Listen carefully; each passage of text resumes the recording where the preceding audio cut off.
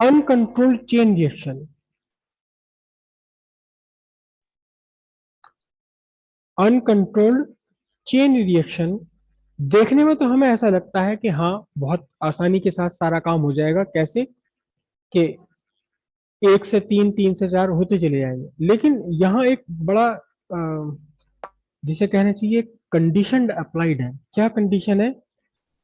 कि ये यूरेनियम है आपका और ये न्यूट्रॉन है। ये न्यूट्रॉन जब यूरेनियम को स्ट्राइक कर रहा है तो ये न्यूट्रॉन कैसा होना चाहिए? ये न्यूट्रॉन होना चाहिए आपका स्लो मूविंग न्यूट्रॉन,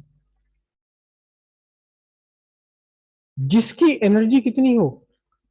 जिसकी एनर्जी 1/40 इलेक्ट्रॉन वोल्ट के आसपास हो।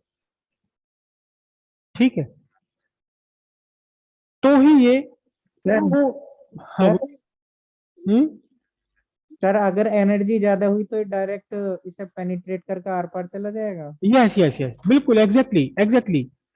अगर इसकी काइनेटिक एनर्जी तो लार्ज। सर फिर तो कोई कंडीशन बची ही नहीं सर। हाँ, कंडीशन कंट्रोल चेंज अनकंट्रोल की तो चेन रिएक्शन की कंडीशन ही नहीं बची, फिर बिल्कुल सही कह रहे हो आप। अगर इसकी एनर्जी ज्यादा तेज हुई तो इस पर रिपल्शन रिपल्शन तो लग ही नहीं रहा। अब इसमें एनर्जी है खूब तगड़ी वाली काइनेटिक एनर्जी, ये पार निकल के चला जाएगा। यूरेनियम न्यूक्लियस के डेलिकेट बैलेंस को डिस्टर्ब करने से पहले पहले ये न्यूक्लियस इसमें से पार निकल जाएगा, फिशन होगा ही नहीं। लेकिन जब इसकी एनर्जी है स्लो, 1/40 इलेक्ट्रॉन वोल्ट के आसपास, तो फिर इसे न्यूक्लियस को पार करने में टाइम लगेगा। और उतने टाइम में इसने अपना मोमेंटम ट्रांसफर कर देना है। किसे ट्रांसफर कर देना है? यूरेनियम को।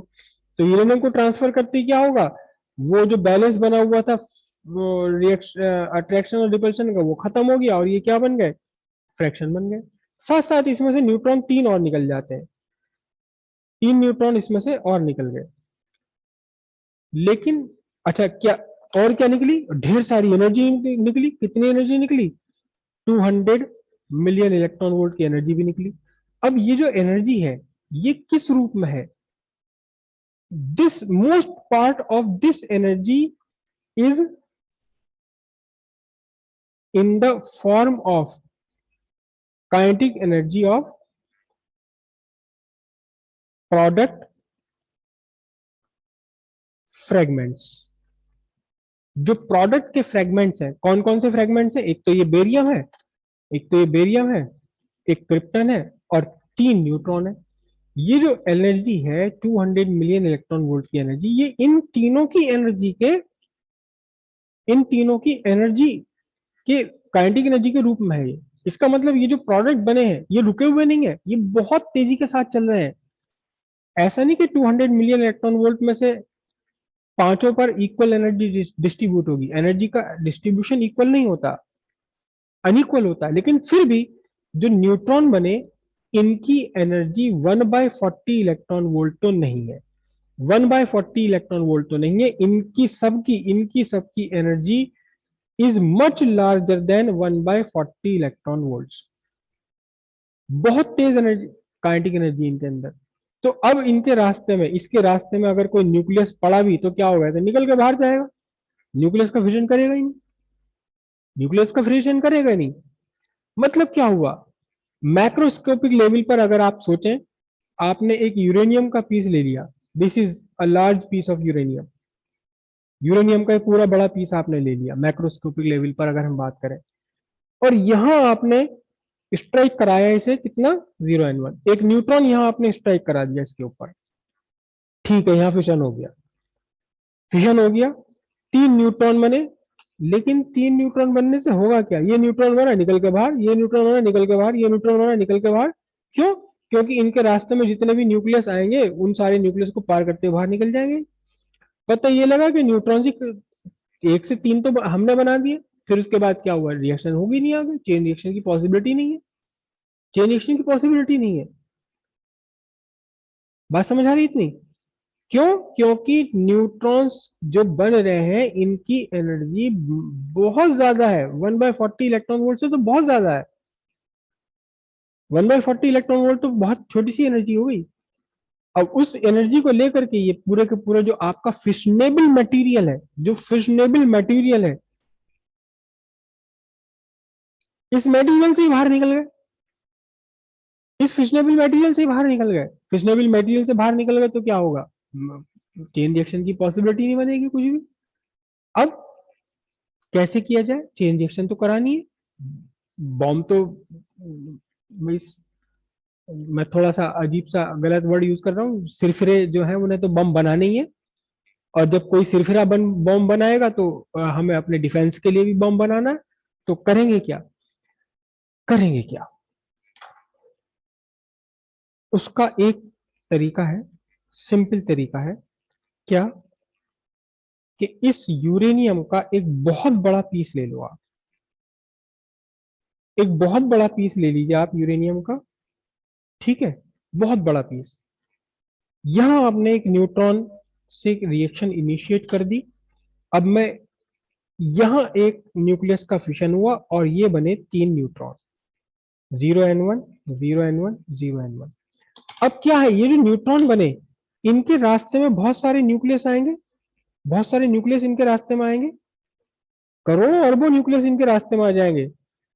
तो क्या होगा, हर न्यूक्लियस से पार होने के बाद इनकी एनर्जी थोड़ी सी कम हो जाएगी, और एक कंडीशन बनेगी कि यहां पहुंचते पहुंचते इस न्यूट्रॉन की एनर्जी 1/40 इलेक्ट्रॉन वोल्ट हो गई। तो अब क्या होगा, अब ये फिशन यहां कर देगा इसमें न्यूक्लियस में। मतलब क्या है, मतलब ये है कि न्यूट्रॉन को स्लो डाउन करा लो, इतना बड़ा पीस रख लो कि न्यूट्रॉन स्लो डाउन हो जाए इससे पहले कि वो बाहर निकल पाए, बाहर निकलने से पहले पहले न्यूट्रॉन इसके अंदर स्लो डाउन हो जाए ताकि वो आगे फर्दर चेन रिएक्शन करा पाए। क्योंकि हर हर न्यूक्लियस को जब ये पार करेंगे तो हर बार इनकी एनर्जी कुछ ना कुछ कम होती चली जाएगी। बहुत सारे न्यूक्लियस को पार करने के बाद अल्टीमेटली इनकी एनर्जी रह जाएगी उतनी ही जितनी फिशन करने के लिए चाहिए, तो आगे किसी न्यूक्लियस को फिशन करा देंगे। ठीक है, इसका मतलब क्या हुआ, इसका मीनिंग ये हुआ कि अगर आपने यूरेनियम का एक पीस ले लिया है, यूरेनियम का आपने एक पीस ले लिया किसके बराबर, कंचे के बराबर, और यहां से आपने एक बॉम्बार्डमेंट करी, तो ये बॉम्ब नहीं बनेगा, it will not be a bomb. क्यों, क्योंकि चेन रिएक्शन इसमें हो ही नहीं पाएगी। अगर बॉम्ब क्रिएट करना है, चेन रिएक्शन बनानी है, अनकंट्रोल्ड चेन रिएक्शन बनानी है, तो एक सर्टेन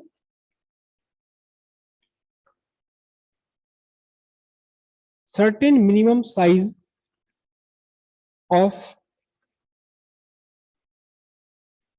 फिशनेबल मटेरियल आपको लेना ही पड़ेगा, इतना बड़ा तो लेना ही पड़ेगा ताकि न्यूट्रॉन्स चले। ये तो खैर मैंने बहुत दूर चला दिया इनको, लेकिन थोड़ा सा ही चलने के बाद में लाखों करोड़ों न्यूक्लियस के रास्ते में आ जाएंगे और ये स्लो डाउन हो जाएगा। कम से कम इतना बड़ा पीस तो आपको लेना ही पड़ेगा जिसके अंदर अंदर न्यूट्रॉन्स, बनने वाले न्यूट्रॉन्स स्लो डाउन हो जाए और फिर वो आगे न्यूक्लियर चेन रिएक्शन कैरी कर पाए। और यहीं से निकल कर आता है ये जो मिनिमम साइज है, मिनिमम साइज है, ये मिनिमम साइज यहीं से निकल कर आता है, क्या, क्रिटिकल साइज। एक कम से कम छोटे से छोटा साइज का आपको फिशनेबल मटेरियल आपको लेना ही पड़ेगा, इतना जिसमें न्यूट्रॉन्स लीक आउट होने से पहले, ये लॉस्ट इलेक्ट्रॉन है, लीक्ड इलेक्ट्रॉन है, लीक होने से पहले पहले स्लो डाउन हो जाए और फर्दर चेन रिएक्शन करा पाए। ये कहलाएगा आपका क्रिटिकल साइज। और इस क्रिटिकल साइज वाले फिशनेबल मटेरियल का जितना भी मास है, उस मास को हम क्या कहेंगे, उस मास को हम कहेंगे क्रिटिकल मास। क्लियर हो इतनी बात, ये कंसेप्ट हुआ आपका क्रिटिकल साइज या क्रिटिकल मास का। अब ये जो क्रिटिकल मास है, क्रिटिकल साइज कितना होना चाहिए, ये डिपेंड करता है कि आपका कौन सा फिशनेबल मटेरियल यूज कर रहे हैं। दो फिशनेबल मटेरियल हमारे लिए अवेलेबल है नेचर में जो आराम के साथ जिनका फिशन हो जाता है, एक तो है यूरेनियम और दूसरा है पोलोनियम। तो इसका साइज और इन दोनों का साइज अलग अलग है। वो कैसे कैलकुलेट किया जाता है, लंबी कैलकुलेशन से और आपके सिलेबस से फिलहाल बाहर है वो, ठीक है। तो एक सर्टेन मिनिमम साइज से नीचे का अगर आप साइज ले लेते हैं फिशनेबल मटेरियल का, तो आप uncontrolled chain reaction carry out नहीं कर सकते। इससे एक बड़ा फायदा भी है, इससे एक बहुत बड़ा हमारा फायदा भी है। देखो नेचर ने सारे काम इंसान के लिए कितने फायदे कर रखे हैं, कि आपको यूरेनियम आपको स्टोर करना है, यूरेनियम आपको स्टोर करके रखना है। तो अगर आपने एक बड़ा सा यूरेनियम का पीस बना लिया, बड़ा सा पीस बना लिया एक यूरेनियम का, तो नेचर में न्यूट्रॉन अवेलेबल है, हमारे एटमॉस्फेयर में ढेर सारे न्यूट्रॉन है, और उतनी ही वही एनर्जी इनकी जितनी चाहिए, ये तो कहीं ना कहीं से आएगा, शुरू कर देगा रिएक्शन को, बढ़ जाएगा। लेकिन अगर आपने इसी इसी ब्लॉक को, इसी पीस को पतली पतली रॉड्स के फॉर्म में स्टोर कर रखा है, पतली पतली रॉड जो एक दूसरे से सेपरेटेड है, वेल सेपरेटेड है, इंसुलेटेड है, और इनके बीच बीच में मटेरियल भर दो न्यूक्लियन एब्जॉर्ब करने वाला, जो ऐसा मटेरियल कुछ होते हैं जो न्यूक्लियस न्यूट्रॉन को अपने अंदर एब्जॉर्ब करके शांत बैठ जाते हैं। तो क्या होगा, इनमें से हर एक रॉड का अपना साइज क्रिटिकल साइज से कम है, तो फिर कहीं से कोई अगर आता भी, तो एक आध देखो, एक आध न्यूक्लियस का फिशन होने पर पता भी नहीं चलेगा। 200 मिलियन इलेक्ट्रॉन वोल्ट कोई बहुत बड़ी एनर्जी नहीं है, इतनी बड़ी एनर्जी नहीं है कि आप उस पर चिकन फ्राई कर लो, कुछ भी नहीं हो सकता उसका, छोटी सी अमाउंट ऑफ एनर्जी, तो कोई फर्क पता नहीं चलेगा बिल्कुल भी। लेकिन जब वो अनकंट्रोल हो जाएगी तो पता लगेगा। तो आपने क्या करना है कि इस यूरेनियम को या जो भी फिशनेबल मटेरियल है, या तो छोटे छोटे स्फीयर्स के फॉर्म में आपको रखना है, या तो छोटे छोटे स्फीयर्स के फॉर्म में आपको रखना है, या फिर पतली पतली रॉड्स के फॉर्म में रखना। इस तरह से रखना है कि इनमें से हर स्फीयर का, हर रॉड का जो साइज है, इनका जो साइज है, it should be much less than critical size. तो ये आप स्टोर कर सकते हैं आराम के साथ में, क्रिटिकल साइज से जब इसका कम होगा। और एक्चुअली बॉम्ब बनाने के लिए आपको कुछ करना थोड़ी ना है, बॉम्ब बनाने के लिए तो सिंपली बात है, आपके पास यूरेनियम का एक पीस होना चाहिए, कितना, मोर देन क्रिटिकल साइज, कहीं से भी न्यूट्रॉन आएगा और अपना काम शुरू कर देगा। तो न्यूक्लियर बॉम्ब जो है एक्चुअली, न्यूक्लियर बॉम्ब और कुछ भी नहीं है, दे आर 3 और मोर पीसेस।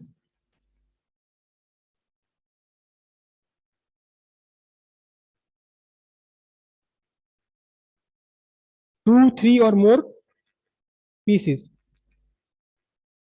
एक पीस ये यूरेनियम का, एक पीस ये यूरेनियम का, एक पीस ये है यूरेनियम का। तीनों का इनका अपना साइज, तीनों का अपना size less than critical size है, much less than critical size, तीनों का इनका साइज अपना क्रिटिकल साइज से कम है। लेकिन जब इन तीनों को जोड़ दिया जाए तो इनका साइज क्या हो जाएगा, इस क्रिटिकल साइज से बड़ा हो जाएगा। और जैसी क्रिटिकल साइज से बड़ा होगा तो कुछ करना ही नहीं है, फिर तो कहीं से भी एक एटमॉस्फेयर में से न्यूट्रॉन आएगा और अपना काम शुरू कर देगा।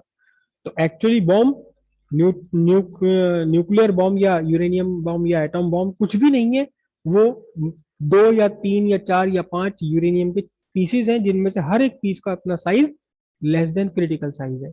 जब इसे काम कराना है, तो सिंपली तीनों को जोड़ दिया जाता है, 3 या 4 पीस जो होंगे जोड़ते, ऐसा भी नहीं कि इनके बीच में वेल्डिंग करनी है, जस्ट आप इनको अगर मिला ही देंगे तो भी वही काम हो जाएगा। तीनों पीस एक साथ मिलते ही तीनों का साइज क्रिटिकल साइज से बड़ा हो गया और ये एटम बॉम्ब में कन्वर्ट हो जाएगा।